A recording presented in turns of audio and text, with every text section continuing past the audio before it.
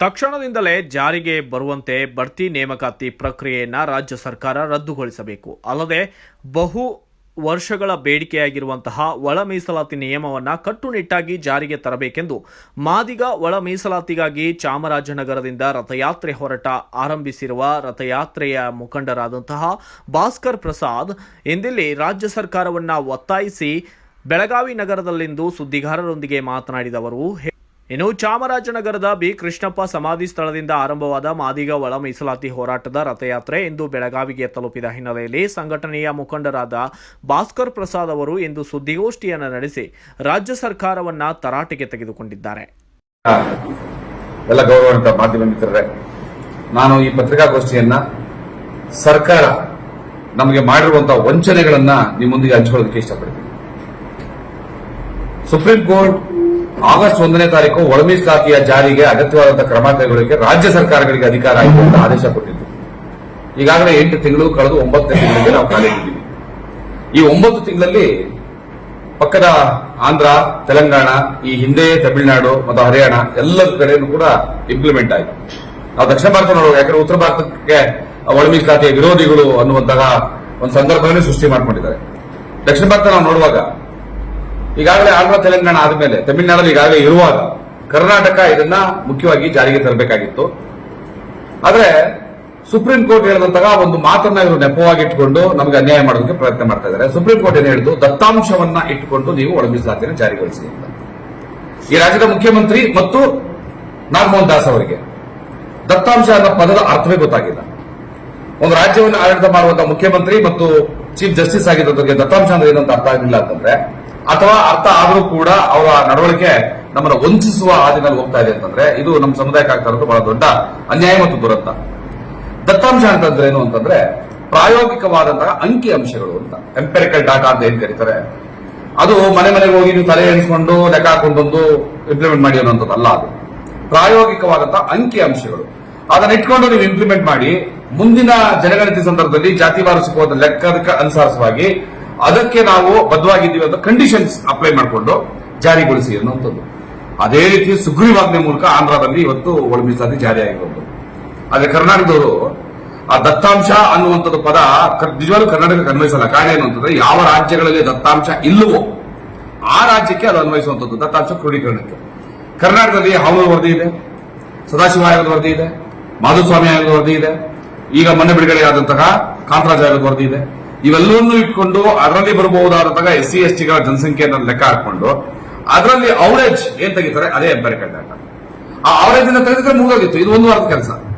ಆದ್ರೆ ಇಲ್ಲದೆ ಇರುವಂತ ನೆಪ ಹೇಳ್ಕೊಂಡು, AKD ಸಮಸ್ಯೆ ಹೇಳ್ಕೊಂಡು, ತಹಸೀಲ್ದಾರ್ಗಳ ಮೂಲಕ ಚಿಕ್ಕ ಕೆಲಸ ಇದೆ. ತಹಸೀಲ್ದಾರ್ಗಳ ಮೂಲಕ ಏನು ಇರಬಹುದಾದಂತಹ ಅಂಕಿಅಂಶಗಳ ಆಧಾರದಲ್ಲಿ ಅವರೇಜ್ ಅನ್ನ ತೆಗೆದು ದತ್ತಾಂಶ ಅಂತ ಅದನ್ನ ಪರ್ಸೆಂಟೇಜ್ ಕೊಟ್ಟಿದ್ದಿದ್ರೆ, ಆ ನಂತರ ತಹಸೀಲ್ದಾರ್ಗಳ ಮೂಲಕ AKD ಅನ್ನುವಂತ ಸರ್ಟಿಫಿಕೇಟ್ ತರೋರಿಗೆ ನಿಮ್ಮ ಜಾತಿಯನ್ನು ನಮೂದಿಸೋದು ಕಡ್ಡಾಯ ಆಗಿದ್ರೆ ಮುಗಿದೇ ಹೋಯ್ತು. 1 ವಾರದ ಪ್ರಾಬ್ಲಮ್ಸ್ ಆಗಿದೆ. ಇದರಿಂದ ಸರ್ಕಾರಿ ಅನುಕೂಲಗಳು ನಿಮಗಿಲ್ಲ ಅಂದ್ರೆ ಮುಗಿದೋಗಿತ್ತು. ಆದ್ರೆ ಈ ಸರ್ಕಾರ ವಂಚನೆ ಮಾಡಿಕೊಂಡು 2 ತಿಂಗಳು ಕಾಲಾವಕಾಶ ತಗೊಂಡು ಒಂದು ಆಯೋಗ ರಚನೆ ಮಾಡಿ ಮತ್ತೆ 2 ತಿಂಗಳು ಎಕ್ಸ್ಟೆಂಡ್ ಮಾಡಿ ಈ 4 ತಿಂಗಳ ಅವಧಿನಲ್ಲಿ 22 ವರ್ಷಗಳಿಂದ ಪೆಂಡಿಂಗ್ ಇರುವಂತಹ 36,000 ಉದ್ಯೋಗಗಳನ್ನ ತುಂಬಿಬಿಟ್ಟು ಮಾದಿಗರ ತಲೆ ಮೇಲೆ ಚಪ್ಪಲಿ ಕಲ್ಲು ಹಾಕುವಂತಹ ಒಂದು ಕೃತ್ಯಕ್ಕೆ, ಕ್ರಿಮಿನಲ್ ಕೆಲಸಕ್ಕೆ ಈ ಸರ್ಕಾರ ಕೈ ಇಟ್ಟಿದ್ದು. ಅದರಲ್ಲೂ HC ಮಾದೇವಪ್ಪ ಕೈ ಇಟ್ಟಿದ್ದು. HC ಮಾದೇವಪ್ಪರಿಗೆ ನಾವು ಚಾಲೆಂಜ್ ಮಾಡಿದ್ದು, ಇದನ್ನೆಲ್ಲ ತುಂಬಿಬಿಟ್ಟು ನೀವು ರಸ್ತೆಗೆ ಬಂದ್ರೆ ಬಿಡೋದಿಲ್ಲ ನಿಮ್ಮನ್ನ ಅಂತ. ನೇರವಾದ ವಾರ್ನಿಂಗ್ ಇದು.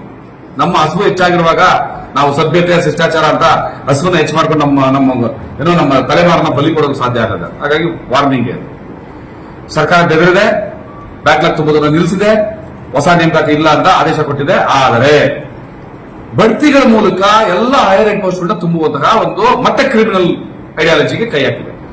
ಬಡ್ತಿ ಕೊಡೋದ್ರ ಮೂಲಕ ಎಲ್ಲ ಹೈಯರ್ ಎಂಡ್ ಪೋಸ್ಟ್ಗಳನ್ನ ತುಂಬಿಬಿಟ್ರೆ, ಮತ್ತೆ ವರದಿ ಜಾರಿ ಆದ್ರೆ ಏನು ಉಳಿಯುತ್ತೆ ನಮಗೆ? 36,000 ಉದ್ಯೋಗಗಳಲ್ಲಿ ಹೈಯರ್ ಎಂಡ್ ಪೋಸ್ಟ್ಗಳ ಫಿಲಪ್ ಆಗಿದ್ರೆ ನಮ್ಗೆ ಅರ್ಧಕ್ಕರ್ಧ ಇಳಿದೋಗುತ್ತೆ. ಮತ್ತೆ ಸಿಗುವಂತದ್ದೆಲ್ಲ ಕೂಡ ಕ್ಲರಿಕಲ್ ಪೋಸ್ಟ್ಗಳು, ಐ ಪೋಸ್ಟ್ಗಳು ಯಾವ್ದು ಸಿಗೋದು, ಹೈ ಲೆವೆಲ್ ಪೋಸ್ಟ್ಗಳು ಯಾವ್ದು ಸಿಗೋದಿಲ್ಲ. ಇಂಥ ಒಂದು ದೌರ್ಜನ್ಯ ನೀವು ಮಾಡೋ ಸರಿನಾ ಅಂತ ಸಿದ್ದರಾಮಯ್ಯನವ್ರನ್ನ ಹಲವಾರು ಸಾರಿ ಪ್ರಶ್ನೆ ಮಾಡಿದ್ರೆ, ಅದಕ್ಕೆ ಉತ್ತರವಾಗಿ ಜಗಜೀವನ್ ರಾಮ್ ರವರ ಜಯಂತಿ ದಿವಸ ಸರ್ಕಾರಿ ಕಾರ್ಯಕ್ರಮದ ವೇದಿಕೆ ಮೇಲೆ ವಿಧಾನಸೌಧದ ಒಳಗಡೆ ನಡೆದಂತ ಕಾರ್ಯಕ್ರಮದಲ್ಲಿ ಯಾವ ಬಡ್ತಿಯನ್ನು ನಾವು ಮಾಡ್ತಾ ಇಲ್ಲ, ಒಂದು ವೇಳೆ ಮಾಡಿದ್ರೆ ನಾವು ಸ್ಟಾಪ್ ಮಾಡ್ತೀವಿ ಅಂತ ಹೇಳಿ ನಿನ್ನೆವರೆಗೂ ಎಲ್ಲ ಬಡ್ತಿಗಳು ಕೂಡ ಆಗ್ತಾನೆ ಇದಾವೆ. ಇವತ್ತಿಗೂ ಆಗಿದೆ. ಆದರೆ ಒಬ್ಬ ಮುಖ್ಯಮಂತ್ರಿಯಾಗಿ ಆಡಿದಂತಹ ನಾಲಿಗೆಯ ಮಾತಿಗೆ ಬೆಲೆ ಇಲ್ವಾ? ನಿಮ್ದು ನಾಲಿಗೆ ಅಲ್ವಾ?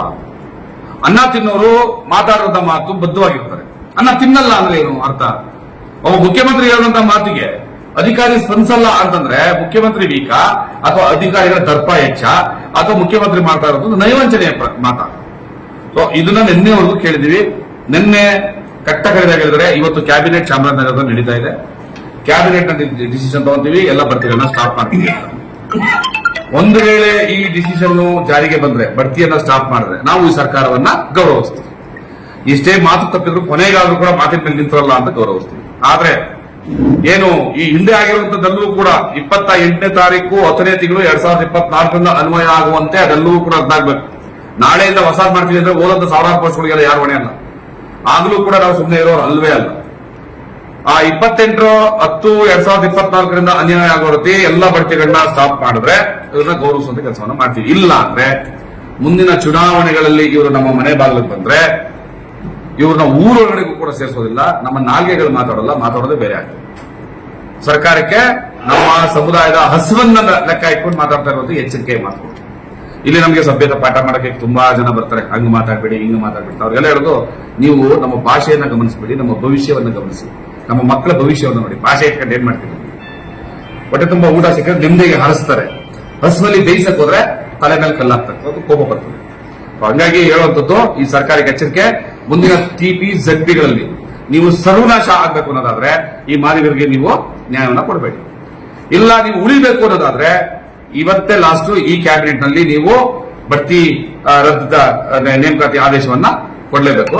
ಇಲ್ಲ ಅಂದ್ರೆ ಮುಂದಿನ ದಿವಸದಲ್ಲಿ ಬಹಳ ಉಗ್ರವಾದ ಪ್ರತಿಭಟನೆ ಮತ್ತು ನಿಮ್ಮ ಸರ್ವನಾಶವನ್ನು ಕೂಡ ನೀವೇ ಕಣ್ಣಾರ ನೋಡ್ತೀರಿ ಅನ್ನೋ ಎಚ್ಚರಿಕೆಯನ್ನ ಸರ್ಕಾರ ಕೊಡಕ್ಕೆ ಇಷ್ಟಪಡ್ತಾ ಇದ್ದೀವಿ. BR ಭಾಸ್ಕರ್ ಪ್ರಸಾದ್ ಅಂತ ಈ ಒಂದು ರಥಯಾತ್ರೆಯ ಪ್ರಮುಖರಲ್ಲಿ ನಾನೊಬ್ಬ.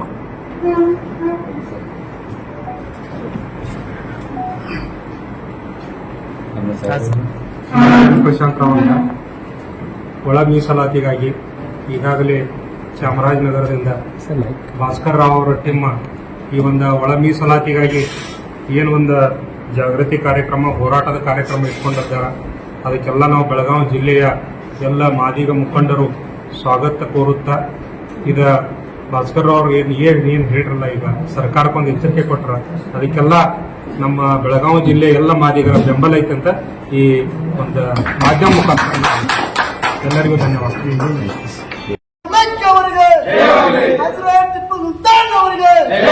ಡಾಕ್ಟರ್ ಬಾಬಾ ಸಾಹೇಬ್ ಅಂಬೇಡ್ಕರ್ ಅವರಿಗೆ ಜೈ ಜೈ ಜೈ ಜೈ ಜೈ ಜೈ ಜೈ ಜೈ ಜೈ ಜೈ ಜೈ ಮಾದಿಗ, ಜೈ ಮಾದಿಗ, ಜೈ ಮಾದಿಗ, ಜೈ ಜೈ ಜೈ ಜೈ ಜೈ ಮಾದಿಗ, ಜೈ ಮಾದಿಗ, ಜೈ ಮಾದಿಗ.